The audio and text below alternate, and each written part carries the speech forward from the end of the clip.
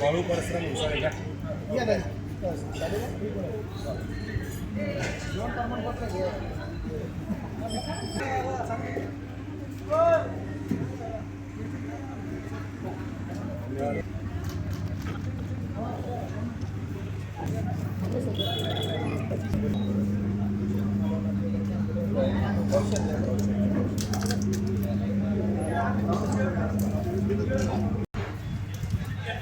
पुण्यश्लोक लोकमाता राजमाता अहिल्यादेवी होळकर यांच्या जयंतीनिमित्त उत्सव समितीतर्फे काल आम्ही महिलांसोबत तिथंच दीपोत्सव केला.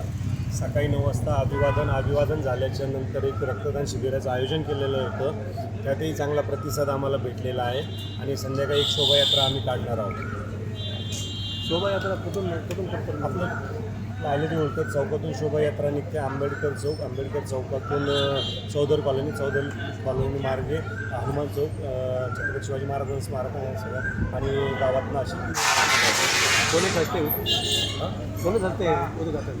उद्घाटन काय नाही, जे समाज बांधव असतात आणि जे प्रतिष्ठित नागरिक असतात, प्रतिनिधी असतात, त्यांचे असे उद्घाटन होतं.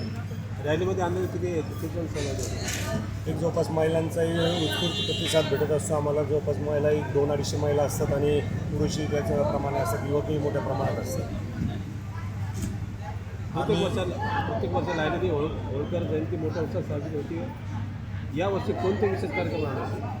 विशेष म्हणजे असं झालं, नगरसेविका वैशाली कोरडे यांच्या आयोजनात मार्गदर्शनाखाली एक आम्ही अहिल्यादेवींची 301 जयंती आहे ती आम्ही साजरी करत असताना अहिल्यादेवींना जो सामाजिक कार्य जो पायदा वाढून दिलेला आहे, काही जे आपण वृक्ष लावलेले आहेत ते तसं आम्ही एक 301 वृक्षारोपण करणार आहोत. पण आता उन्हाळा जास्त असल्यामुळे एक 5 जूनच्या नंतर आम्ही ते एक हाती घेणार आहोत. जयंतीनिमित्त समाज बांधवाला काय आवाहन करतो? समाज बांधवांना जयंतीनिमित्त आम्ही अहिल्यादेवी होळकर जयंतीचे खूप साऱ्या शुभेच्छा देतो. व जे आमच्या राजमातांनी आम्हाला सामाजिक कार्य जसं केलेले तसंच आम्ही सर्व समाज बांधव त्या सामाजिक कार्य करत राहू. व एवढं नाव समजलं. मी रामेश्वर जगन्नाथ कोडे, युवा सेनेचं शहर प्रमुख आहे. 331 ही जयंती मोठ्या थाटामाटात उत्सवात चिकलठाणा परिसरात तसेच चौधरी कॉलनी परिसरात मोठ्या उत्सवात पार पडली.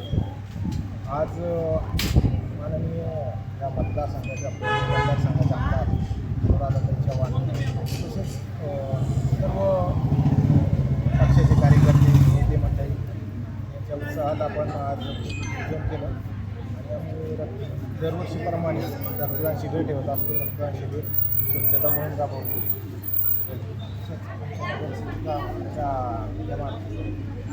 वैशाली कोरडे यांच्या संकल्पनेतून 301 झाडाचं वृक्षारोपण करण्यात येणार आहे. त्यांनी सांगितल्याप्रमाणे खूप आहे, 5 झाडे लावायची आहे.